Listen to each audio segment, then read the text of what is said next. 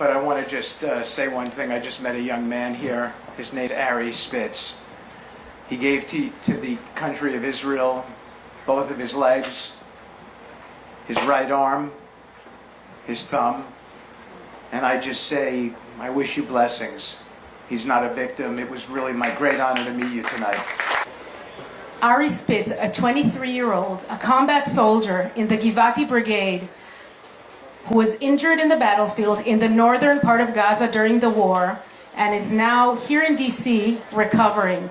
He's also left such an impression on Special Envoy Witkoff that he mentioned him in his words a few minutes ago. Mr. Spitz.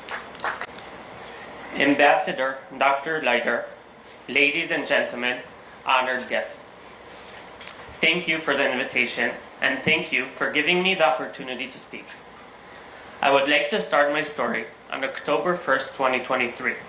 I was 21 years old and had just finished my Army service. I returned my rifle, my helmet, my vest, and I was ready to begin a new chapter in my life. 7 days later, everything changed. Hamas launched a brutal attack. Their goal was clear: to burn, kill, rape, and kidnap anyone and anything that crossed their path. In response, hundreds of thousands of Israeli soldiers, including myself, were called up. We had a new mission. In the following weeks, my friends and I did everything we can to prepare. We waited for orders, knowing what would lay ahead. And then finally the orders came. You're going into Gaza, my officer said. I would like to pause here and share with you that what I felt in those special hours before going in. At first, there was a stomachache. The reality settled in. My life was about to be in danger. But with that came a deep understanding and responsibility. I'd like to share with you my 4 guiding thoughts from those moments. First, as a Jew, I felt the deep privilege of defending my people, a nation with thousands of years of history, a nation that has suffered from so much anti-Semitism.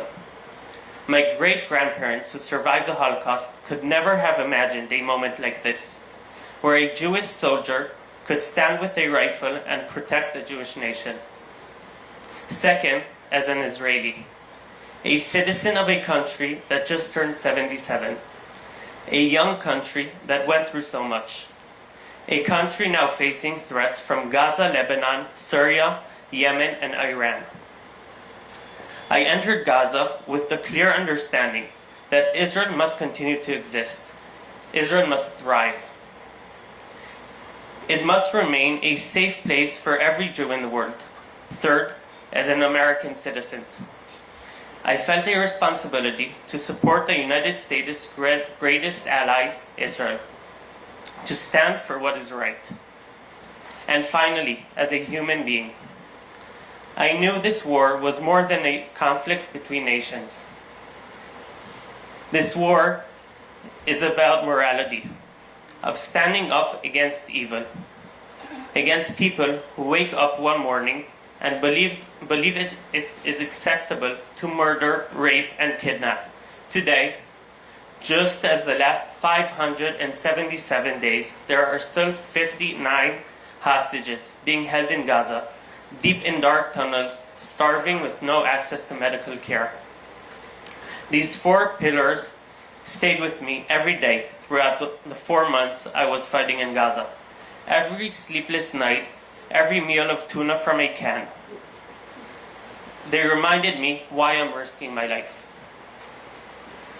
After 4 months of intense fighting, on February 27th, 2024, my unit, Givati Brigade, entered another building to search for weapons and terrorists, which had become our standard routine. We cleared the first floor, then my officer moved towards the staircase to climb up to the second.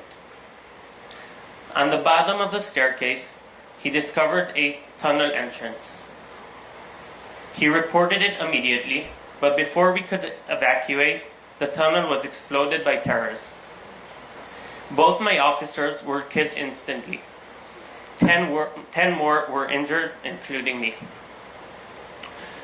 Soldiers from the building next door rushed in. They applied tourniquets and called for the field doctor. When the doctor reached me, he thought I was already dead. He placed his fingers on my neck to check the pulse, just to make sure. He felt a very weak one. He ordered to immediately evacuate me as he realized he had limited time to save my life. I was evacuated first in an armed vehicle and in a helicopter. I reached the operating room 42 minutes after the explosion. I was intubated and sedated for 6 weeks. During that time, when the doctors were fighting for my life, I received 35 units of blood and went through 8 surgeries. When I finally woke up, with the help of amazing medical care and God's miracles, a new journey began, a journey back to life.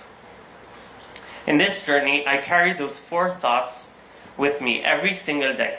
I believe we have a responsibility to stand up, to fight evil, to bring back the 59 hostages, and to build a better future.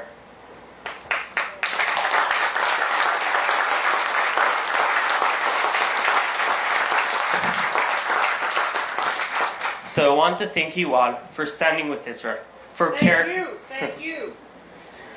for caring, for helping, whether you're a Jew, Israeli, American, or simply human. I am asking you to continue in this important mission and help Israel fight evil. Fighting is not only with rifles or tanks, but with every action, every moment, and every decision we make. Together, we are not only making the world a safer place to live in, but a better one too. God bless Israel. God bless those who stand with Israel.